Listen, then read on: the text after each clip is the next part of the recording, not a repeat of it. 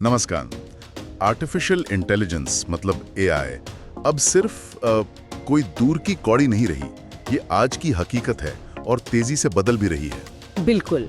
और इसी माहौल में भारत भी अब एक बहुत बड़ा कदम उठाने की सोच रहा है लगता है। हाँ, हाल ही में एक बड़ी घोषणा हुई है।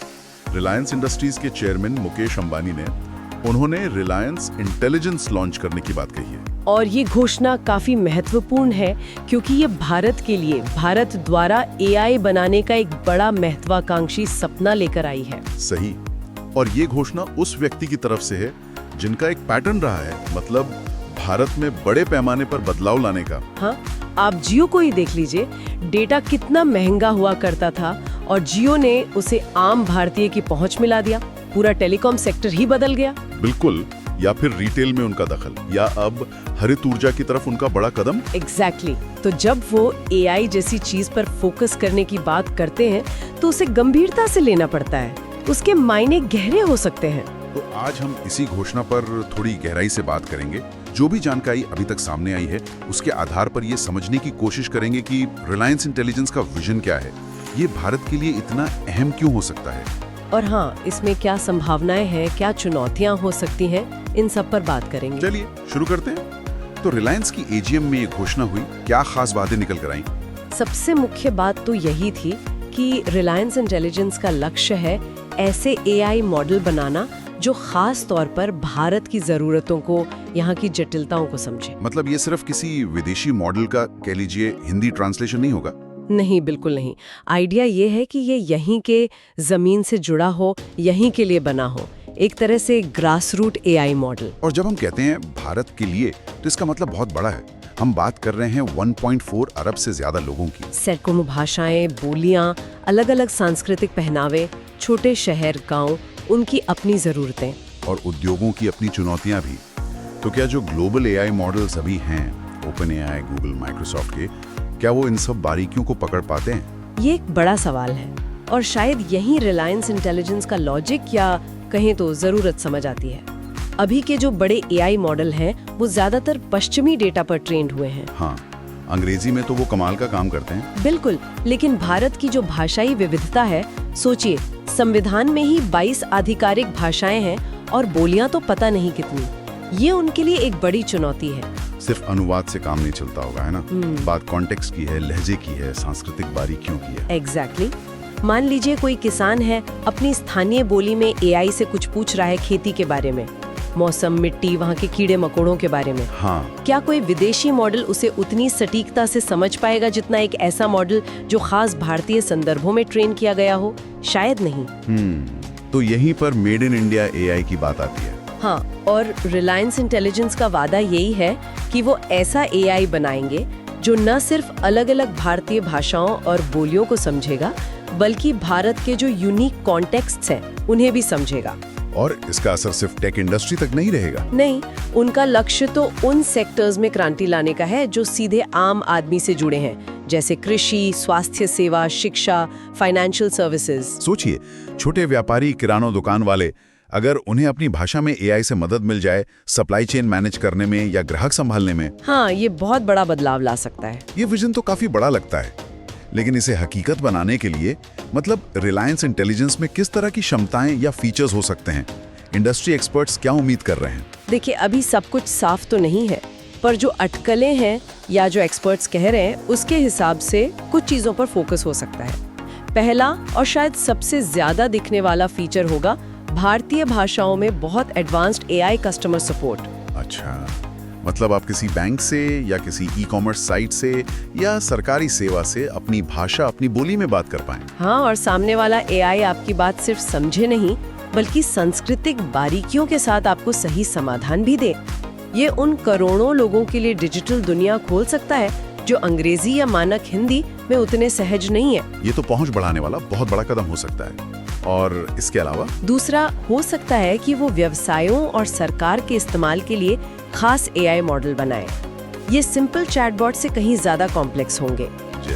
जैसे मान लीजिए भारतीय शहरों के ट्रैफिक पैटर्न को समझने और उसे सुधारने के लिए एआई, या फिर भारत की जो सप्लाई चेन की जटिलताएं हैं जिसमें असंगठित क्षेत्र का बड़ा हिस्सा है, उसे ऑप्टिमाइज करने के लिए एआई। सरकारी योजनाओं को बेहतर बनाने में भी मदद मिल सकती है। बिल्कुल, सरकारी योजनाओं को ज्यादा असरदार बनाने, फ्रॉड पकड़ने या संसाधनों को बेहतर तरीके से बांटने में ये मॉडल काम आ सकते हैं। यानी बड़े स्केल पर एफिशिएंसी और प्रोडक्टिविटी बढ़ाने की बात। अच्छा, तीसरा पॉइंट क्या हो सकता है? तीसरा, शायद ग्रामीण और शहरी भारत के बीच जो डिजिटल या दूसरी तरह का गैप है उसे पाटने वाले एआई एप्लीकेशंस। कृषि में कैसे? कृषि में किसानों को उनकी अपनी भाषा में मौसम का सटीक पूर्वानुमान मिल सकता है, मिट्टी की सेहत के हिसाब से फसल का सुझाव या कीटों के हमले की चेतावनी। और स्वास्थ्य सेवा में? स्वास्थ्य में ये दूर दराज के इलाकों में डॉक्टरों की मदद कर सकता है। डायग्नोसिस में ऐसा एआई जो वहाँ की आम बीमारियों और लोगों के हेल्थ रिकॉर्ड को समझे। शिक्षा में भी कुछ हो सकता है? हाँ, शिक्षा में भी अलग अलग राज्यों के जो विविध पाठ्यक्रम हैं, भाषाएं हैं, उनके हिसाब से पर्सनलाइज्ड लर्निंग मटेरियल तैयार किया जा सकता है। और आपने शुरू में विश्वविद्यालयों और स्टार्टअप्स के साथ पार्टनरशिप की भी बात की थी, वो क्यों जरूरी है? ये चौथा और बहुत अहम पॉइंट है। देखिए, एआई बहुत तेजी से बदल रहा है। कोई एक कंपनी सब कुछ अकेले नहीं कर सकती। इनोवेशन को तेज करने के लिए भारत के जो अच्छे एकेडमिक संस्थान हैं, जो नए नए स्टार्टअप्स आ रहे हैं, उनके साथ पार्टनरशिप जरूरी होगी। ये सिर्फ फंडिंग की बात नहीं है? नहीं, ये एक पूरा इकोसिस्टम बनाने की बात है, जहां यूनिवर्सिटी लैब्स की रिसर्च को स्टार्टअप प्रोटोटाइप में बदले और रिलायंस जैसा बड़ा संगठन उसे स्केल दे। इससे भारत में जो एआई टैलेंट है उसे यहीं पनपने का, यहीं रुकने का मौका मिलेगा। जिसे हम ब्रेन ड्रेन का उल्टा कहते हैं, वो हो सकता है। ये इकोसिस्टम वाली बात दिलचस्प है। मतलब ये सिर्फ एक कंपनी की महत्वाकांक्षा नहीं, बल्कि पूरे देश की एआई क्षमता को बढ़ाने की कोशिश हो सकती है। लेकिन क्या इसमें चुनौतियां नहीं है? क्या ये रास्ता इतना आसान है? बिल्कुल नहीं, चुनौतियां बहुत हैं और उन पर बात करना भी उतना ही जरूरी है। पहली और शायद सबसे बड़ी चुनौती है डेटा। डेटा मतलब? भारत केंद्रित एआई बनाने के लिए बहुत बड़ी मात्रा में हाई क्वालिटी और विविध भारतीय डेटा चाहिए होगा, जिसमें भाषाएं, बोलियां, तस्वीरें, सांस्कृतिक संदर्भ सब कुछ हो। इस डेटा को इकट्ठा करना, उसे क्लीन करना, लेबल करना, यह अपने आप में एक बहुत बड़ा, बहुत मुश्किल काम है। और डेटा के साथ ही प्राइवेसी और सिक्योरिटी का सवाल भी जुड़ जाता है, खासकर जब हेल्थ या फाइनेंशियल डेटा की बात हो। निश्चित रूप से डेटा प्राइवेसी, डेटा सिक्योरिटी और एआई का नैतिक इस्तेमाल, इन सब के लिए मजबूत नियम कानून बनाने होंगे। ये पक्का करना होगा कि एआई का इस्तेमाल नागरिकों की जासूसी या उनके खिलाफ भेदभाव के लिए ना हो। सही बात है। दूसरी बड़ी चुनौती क्या हो सकती है? प्रतिभा, टैलेंट। हालांकि भारत में आईटी टैलेंट की कमी नहीं है, लेकिन एआई और मशीन लर्निंग में गहरी विशेषज्ञता रखने वाले लोग, उनकी अभी भी जरूरत है। इस टैलेंट गैप को भरना होगा। इसके लिए शिक्षा और ट्रेनिंग में बहुत निवेश करना पड़ेगा। और इंफ्रास्ट्रक्चर, खासकर ग्रामीण इलाकों में, क्या वो इस तरह के एडवांस्ड एआई एप्लीकेशंस को सपोर्ट करने के लिए तैयार हैं? ये तीसरी अहम चुनौती है। हाई स्पीड इंटरनेट कनेक्टिविटी चाहिए, कंप्यूटिंग पावर चाहिए, जो अभी भी भारत के कई हिस्सों में सीमित है। हाँ, जियो ने कनेक्टिविटी में बहुत सुधार किया है, लेकिन एआई की जरूरतें और भी ज्यादा होंगी। और चौथी चुनौती है एग्जीक्यूशन, मतलब इतने बड़े विजन को जमीन पर उतारना। अलग अलग स्टेक होल्डर्स, सरकार, इंडस्ट्री, एकेडमिक्स, सबके साथ तालमेल बिठाना और समय पर नतीजे देना, ये एक बहुत कॉम्प्लेक्स मैनेजमेंट का काम होगा। और एक चिंता ये भी, क्या ये बाजार में एक तरह की मोनोपोली बना सकता है, जिससे छोटे एआई स्टार्टअप्स के लिए जगह कम हो जाए? ये एक जायज चिंता है। जब भी कोई इतना बड़ा प्लेयर मैदान में आता है तो कंपटीशन का माहौल बदलता है। देखना होगा कि रिलायंस अपनी मार्केट पावर का इस्तेमाल कैसे करता है। क्या वो एक खुला इकोसिस्टम बनाते हैं जहां दूसरे भी आगे बढ़ सकें, या फिर एक बंद दरवाजे वाला बाग बनाते हैं? रेगुलेटर्स की भूमिका यहाँ काफी महत्वपूर्ण होगी ताकि कंपटीशन बना रहे। तो ये चुनौतियां तो वास्तविक हैं, लेकिन मान लीजिए रिलायंस इन चुनौतियों से पार पा लेता है, सफल होता है, तो इसका भारत और दुनिया पर क्या असर पड़ सकता है? क्या ये सच में भारत को ग्लोबल एआई मैप पर एक नई जगह दिला सकता है? इसकी संभावना तो है, मजबूत संभावना है। जैसे जियो ने डेटा सस्ता करके भारत को दुनिया का सबसे बड़ा मोबाइल डेटा यूजर बना दिया और उससे एक नया डिजिटल इकोसिस्टम खड़ा हुआ। Payment, streaming, e-commerce. हाँ, वो तो हमने देखा है। उसी तरह रिलायंस इंटेलिजेंस अगर एआई को भारतीय संदर्भ में रेलेवेंट और एक्सेसिबल बना पाया तो ये एक एआई संचालित अर्थव्यवस्था की नींव रख सकता है। भारत सिर्फ एआई का यूजर नहीं बल्कि एआई का क्रिएटर और एक्सपोर्टर बन सकता है। और आर्थिक तौर पर नौकरियां, निवेश। अगर ये सफल होता है तो बहुत बड़े पैमाने पर निवेश आने की उम्मीद है। सिर्फ रिलायंस का नहीं बल्कि दूसरी ग्लोबल और घरेलू कंपनियों का भी जो इस नए इकोसिस्टम का हिस्सा बनना चाहेंगी। और नौकरियों का क्या? इससे लाखों नौकरियां बन सकती हैं अलग अलग रोल्स में। AI researchers, data scientists, AI ethics specialists, भाषाविद जो एआई को भारतीय भाषाएं सिखाएंगे, और उन इंडस्ट्रीज में भी जहां एआई लागू होगा।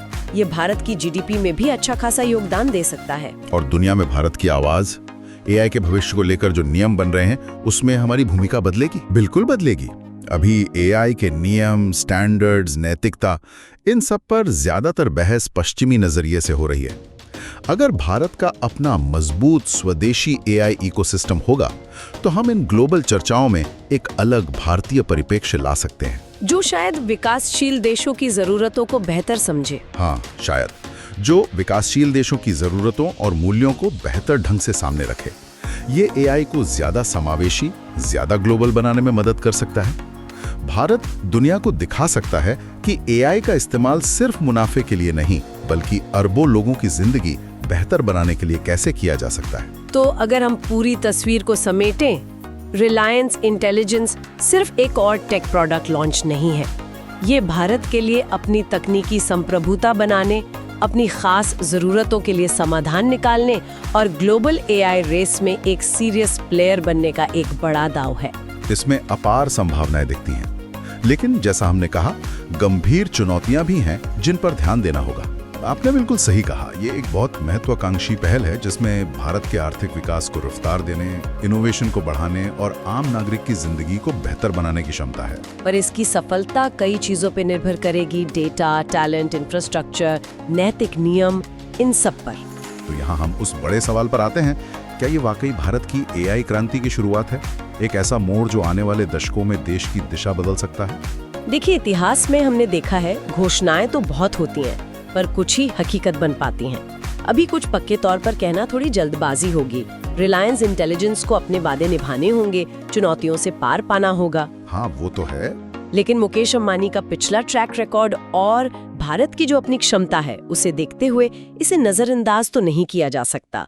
ये यकीनन भारत के तकनीकी भविष्य की कहानी का एक महत्वपूर्ण चैप्टर बन सकता है। बिल्कुल, ये देखना बहुत दिलचस्प होगा कि ये कहानी आगे कैसे बढ़ती है। और इसी नोट पर हम अपने श्रोताओं के लिए एक सवाल छोड़ना चाहेंगे। जरूर। हमने भारत की भाषाई और सांस्कृतिक विविधता की बात की, जिसे साधने का वादा रिलायंस इंटेलिजेंस कर रहा है ना। तो सवाल ये है कि क्या ये विविधता, जिसे अक्सर एक चुनौती माना जाता है, क्या वो असल में मेड इन इंडिया एआई के लिए एक अनोखी ताकत बन सकती है?